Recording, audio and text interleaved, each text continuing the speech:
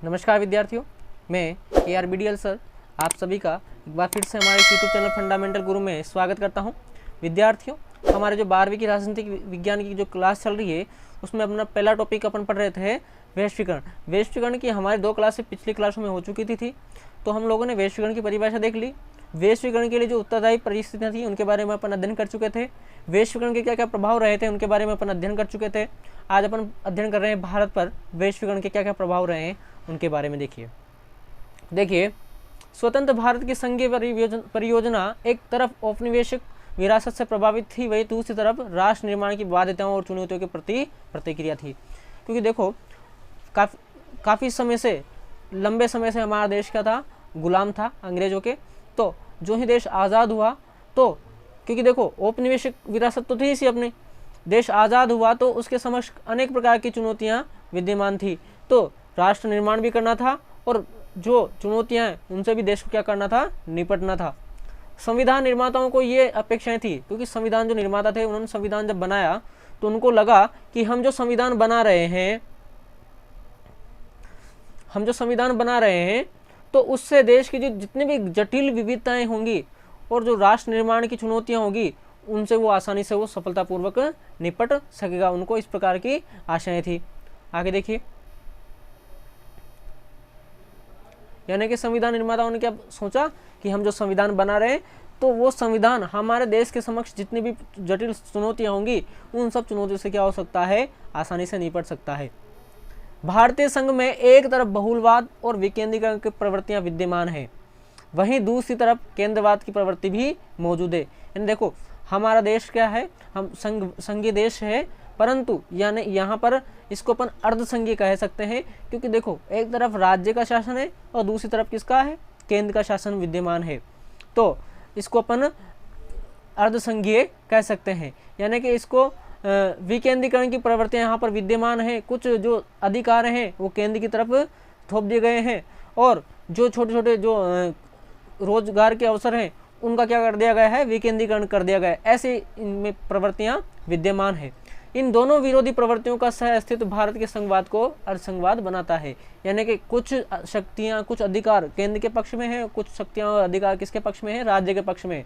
तो इन्हीं के कारण भारतीय जो संघवाद है उसको कैसा बनाता है, अर्धसंघवाद बनाता है। अर्धसंघवादी व्यवस्था में विभिन्न राज्यों के मध्य अंतःक्रिया और अंतर्निर्भरता होती है। यानी कि अर्धसंघवादी में क्या कहा जा सकता है कि एक राज्य और जो दूसरे राज्य पर क्या होता है, आत्मनिर्भर होता है। उसके उन दोनों राज्यों के मध्य क्या होती है, अंतःक्रिया होती है। जैसे कि अपन समझते हैं, देखिए, अर्धसंघवादी व्यवस्था में विभिन्न राज्यों के मध्य अंतःक्रिया और अंतर्निर्भरता होती है। यानी एक राज्य दूसरे राज्य पर क्या होता है, निर्भर होता है। जैसे देखिए, हिमाचल प्रदेश में सेब बनते हैं, सेब उगाए जाते हैं, बोए जाते हैं, सेब की पैदावार होती है। और गुजरात और महाराष्ट्र में क्या होते हैं, संतरे बोए जाते हैं। यहाँ सेब दिख रहे हैं और संतरे आपको डायग्राम में दिखाई दे रहे होंगे। तो ये सेब और संतरे कहाँ पहुँचाए जाते हैं, उत्तर पूर्वी राज्यों में पहुँचाए जाते हैं। यानी इनके मध्य क्या है, अंतःक्रिया हो रही है, एक दूसरे पर क्या है, ये निर्भर है। तो ये अंतर्निर्भर भी है। और अगर यही क्रिया, ये अंतःक्रिया जो है, अगर ये विश्वव्यापी हो जाती है, कैसी हो जाती है, विश्वव्यापी हो जाती है, तो इसको क्या कहते हैं अपन, वैश्वीकरण कहते हैं। यानी एक देश जब दूसरे देश पर निर्भर हो जाता है, आयात निर्यात होता है बड़े एक देश से दूसरे देश में, तो यही प्रक्रिया क्या कहलाती है, वैश्वीकरण कहलाती है। अब देखिए, एक प्रक्रिया के रूप में वैश्वीकरण उतना ही पुराना है जितनी कि हमारी सभ्यता। यानी वैश्वीकरण को कितना पुराना अपन मान सकते हैं, तो जहां से अपनी सभ्यताएं चली आ रही है वहीं उतना ही पुराना क्या है, वैश्वीकरण को माना जा सकता है। अगर देखा जाए तो पिछले 2 दशकों से वैश्वीकरण ने राष्ट्रीय और अंतर्राष्ट्रीय स्तर पर गहरा प्रभाव डाला है। यानी राष्ट्रीय स्तर पर भी वैश्वीकरण का गहरा प्रभाव डाला है और अंतर्राष्ट्रीय स्तर पर भी वैश्वीकरण क्या है, गहरा प्रभाव देखने को अपन मिलता है। दुनिया के सभी देशों का राजनीतिक और प्रशासन पर वैश्वीकरण का प्रत्यक्ष और अप्रत्यक्ष प्रभाव पड़ा है।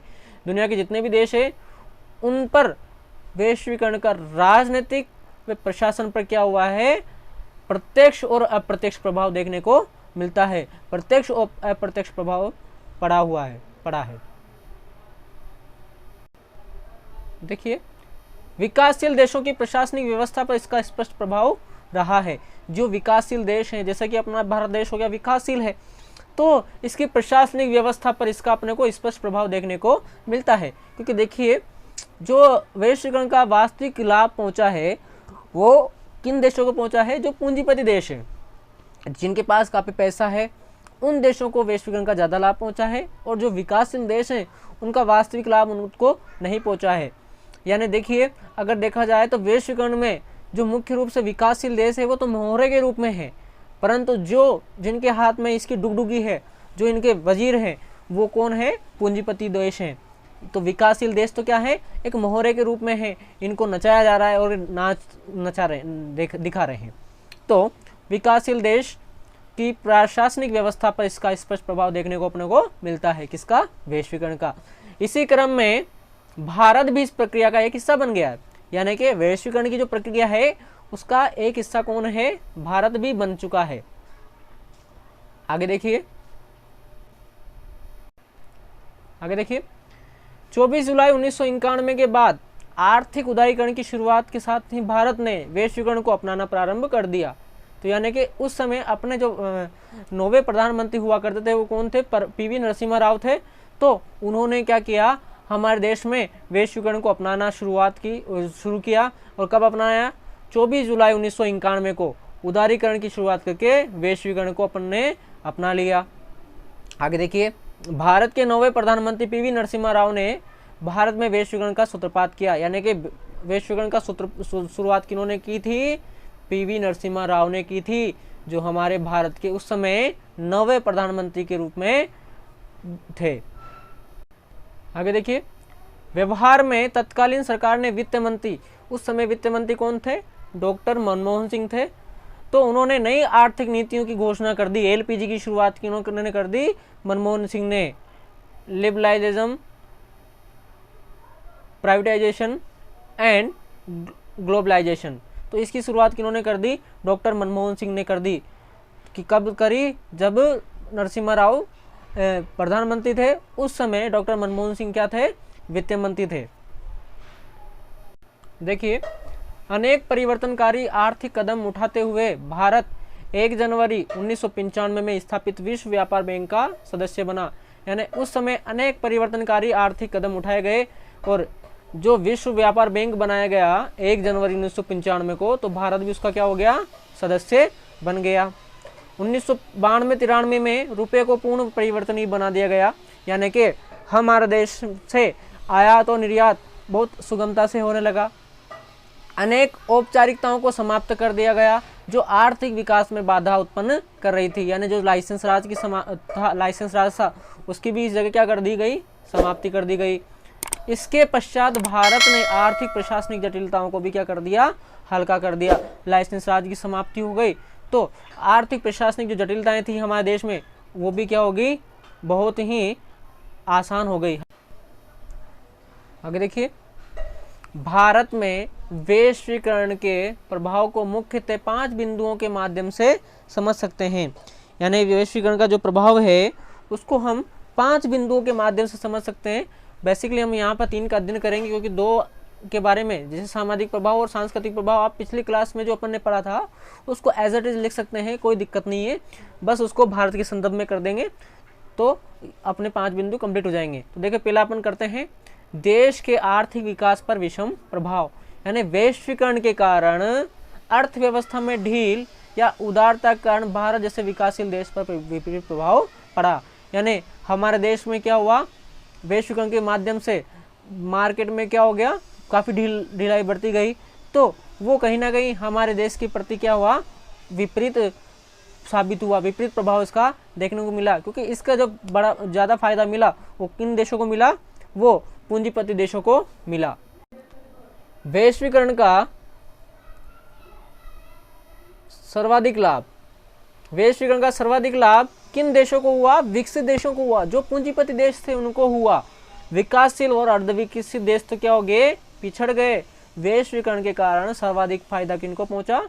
पूंजीपति देशों को पहुंचा, जिनकी बड़ी बड़ी फैक्ट्रियां, जिनकी बड़ी बड़ी कंपनियां थी, एमएनसीज थी, उनको इसका ज़्यादा से ज़्यादा फायदा हुआ, यानी कि विकसित देशों को ज़्यादा फायदा पहुंचा और विकासशील और अर्धविकसित देश वैश्वीकरण में क्या हो गए, पिछड़ गए। यदि भारत का समग्र और संतुलित समाजवादी विकास करना है तो राष्ट्रीय सरकारों की शक्तियों में बढ़ोतरी करनी पड़ेगी।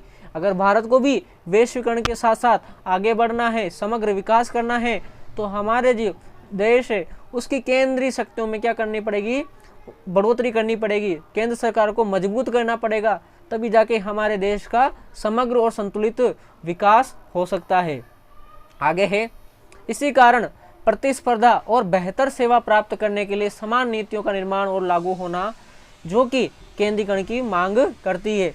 तो यानी कि इसी दौड़ में आगे रहने के लिए, अपने आप को इसमें बनाए रखने के लिए, हमारे देश की प्रगति के लिए हमें ऐसी नीतियां बनानी पड़ेगी जिसमें केंद्र को क्या हो, ज़्यादा ताकत मिल सके, साथ ही साथ राज्यों का भी क्या हो सके, निर्माण अच्छे से निर्माण हो सके। अगला पॉइंट आ रहा है अपने भारत में वैश्वीकरण के प्रभाव में दूसरा पॉइंट आ रहा है अपना वैधता का संकट।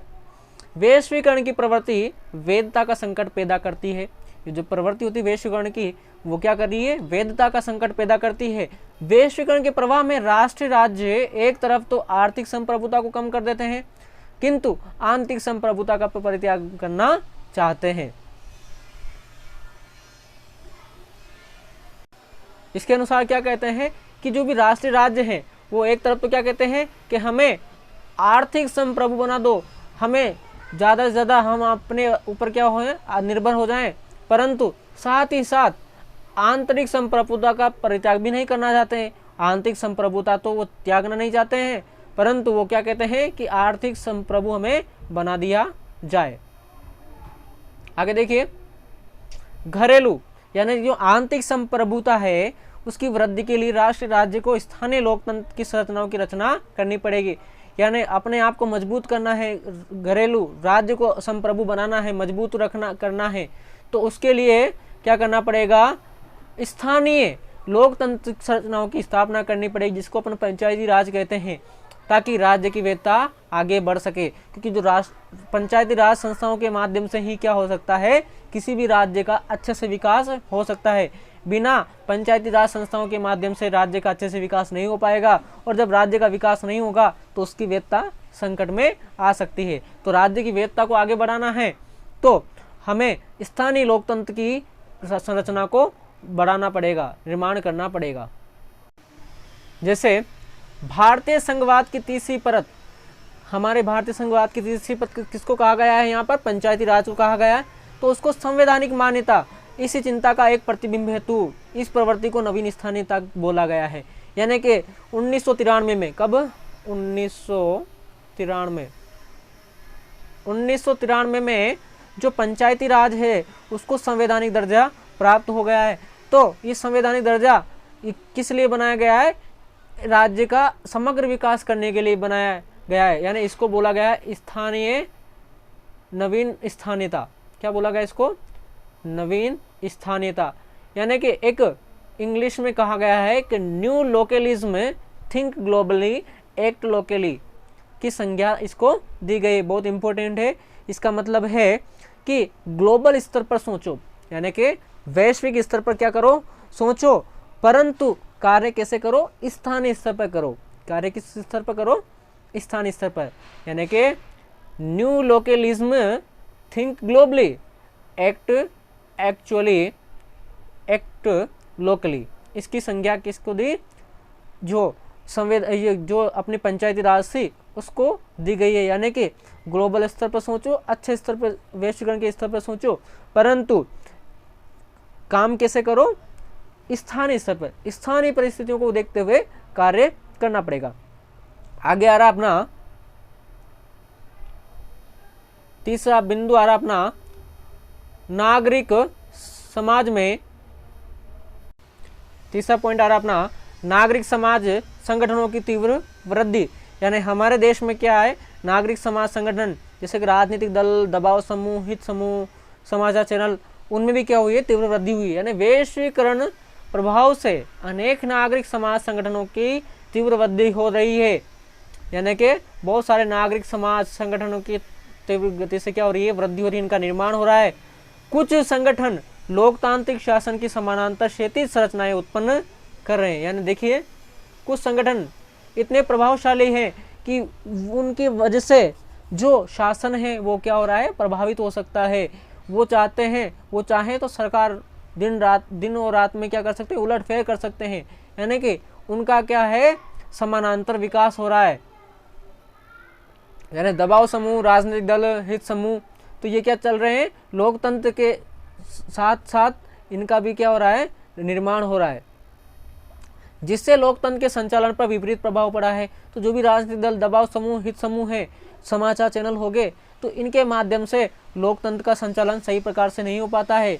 इस पर क्या होता है, इसका विपरीत प्रभाव पड़ता है। तो ये था अपना नागरिक समाज संगठन की तीव्र वृद्धि। अभी अपन ने देखा भारत में वैश्वीकरण का प्रभाव अपन ने अध्ययन किया। अगली क्लास में हम इसके चुनौतियाँ और परिणामों के बारे में अध्ययन करेंगे, क्योंकि क्लास काफ़ी लंबी हो जाएगी। तो इस क्लास को अपन यही समाप्त करेंगे। उससे पहले बता दूं मैं आपको कि जिस भी विद्यार्थी ने वीडियो को लाइक नहीं किया, प्लीज़ लाइक करें और अपने 5 दोस्तों के अंदर आप इस वीडियो को ज़रूर शेयर करें, क्योंकि नया कोर्स है तो समस्याएं हो सकती है, ताकि आपके दोस्तों को फ़ायदा पहुंचे। कोविड-19 का दौर चल रहा है तो ऑफलाइन क्लासेस फिलहाल अवेलेबल नहीं हो पाएगी। तो प्लीज़ वीडियो को लाइक करें और चैनल को सब्सक्राइब एंड शेयर ज़रूर कीजिए। धन्यवाद।